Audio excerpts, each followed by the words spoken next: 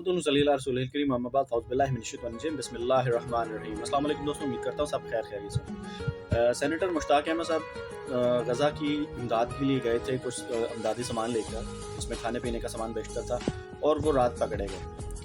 اب یہاں پر سوال ایک ہے کہ پاکستان کے اندر آج بھی فلسطین کے حق میں مظاہرہ کرنے پر پابندی ہے سوائے چند لوگوں کی۔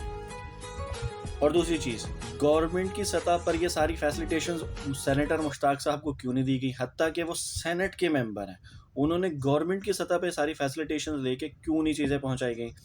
اور جو ٹرمپ کا کل پرسوں بیان بھی آیا، جس کے اوپر کل بھی میں نے بات کی، کہ انہوں نے امن معاہدے کی بات کی، اگر وہ ساری چیزیں تھیں وہاں پر وہ چیز ہے اور یہ فلسطین کے ساتھ مخلص ہیں، صرف بیان بازی نہیں تھی، تو جناب پھر وہ ساری چیزیں آفیشیلی کیوں نہیں کروائی گئی۔ چلیں میں یہ بات نہیں کرتا کہ اسرائیل کو ایکسیپٹ یا نہیں، یا فلانی یا ڈمکانی، اس کو سیپریٹ کر دیتے ہیں، لیکن فلسطین کے لوگوں تک وہ امداد پہنچی پراپر طریقے سے کیوں نہیں گئی؟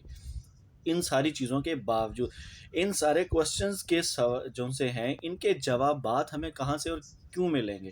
پھر جب چند لوگوں کے بارے میں ہم بات کرتے ہیں تو جناب وہ ریاست پاکستان کے خلاف بات چیت ہو جاتی ہے، ان سے سوال پوچھ لیں تو ریاست پاکستان کے خلاف بات چیت ہو جاتی ہے اور غدار ہو جاتے ہیں۔ یہ ایک الگ المیہ ہے پاکستان کے اندر، اور اس ساری بنیاد کے اوپر میں پھر وہی بات کہوں گا اینڈ پہ، جو ہر ایک ویڈیو کے اینڈ پہ میں بولوں، پاکستان کا بیڑا غرق ہو رہا ہے۔ اللہ ہمیں ہدایت نصیب فرمائے۔ نیکسٹ ویڈیو تک مجھے دیجیے اجازت۔ اللہ حافظ۔